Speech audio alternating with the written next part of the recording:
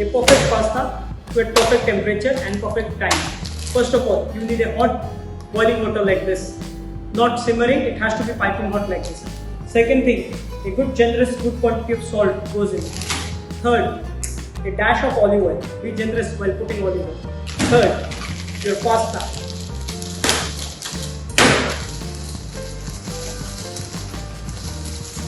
Always read the instructions and keep a time if you are not confident enough.